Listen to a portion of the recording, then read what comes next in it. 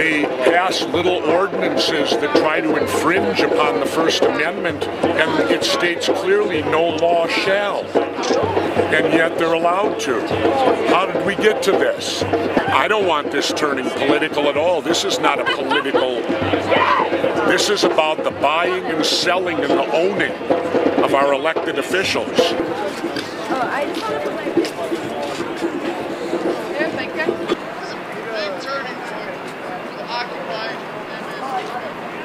Since the day we have been stepped foot on this plaza, to occupy, to stand up and fight for corporate greed, and fight against corporate greed, and to fight to bring our economy back to the people where it belongs originally. We're being dictated on how we may do it.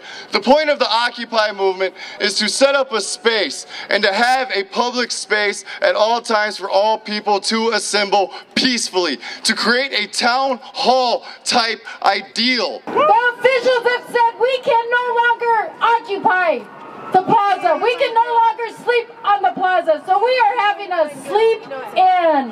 The AFL-CIO has 400,000 members. They support you here in the state of Minnesota. ASME has 50,000 members. They support you here in the state of Minnesota. Nationwide,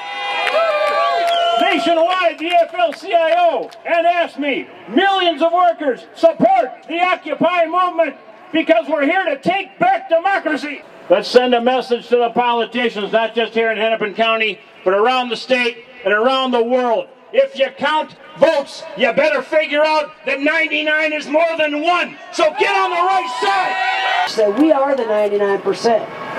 They are only 1%. They're just mad because we know we built this country, not them. That we maintain this country. I do not understand, and I'm a little embarrassed for our sheriff and our Hennepin County Board, because these rules are literally ridiculous. This is silly. So they reiterate we have a right to stay here 24 hours a day. We just can't sleep. So I'm just trying to understand how they enforce this. I'm gonna sleep, I don't care how they enforce it. You close your eyes, I suppose they have to tap you on to make sure that you're actually asleep, because you might just be closing your eyes.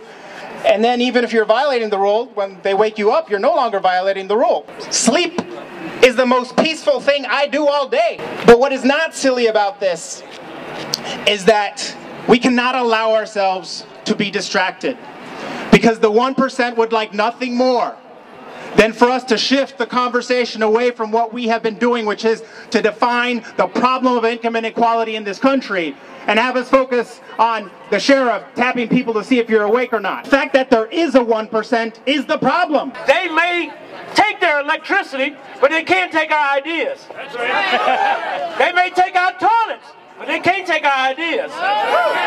They may take our signs down, but they can't take our ideas. People, this system is killing us. It's killing our brothers and sisters all over the world. We must take these people down. The banks are criminals. Actually, what I'm going to do, I'm going to keep it short and bitter. Because when I think of how the 1% in this country manipulates the politicians, for instance at the Capitol, where the Welfare Rights Committee and the bailout has been fighting for years, when I see them manipulated and coerced into passing laws that they know will make people homeless. They know that people are going to die because of the laws that they are passing.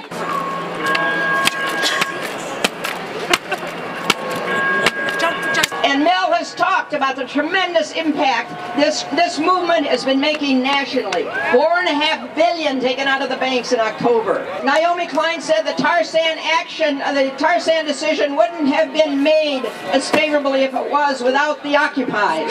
Pointing at the 1% is just brilliant. They are the people who trashed our economy, and they are the people that are ruining our climate.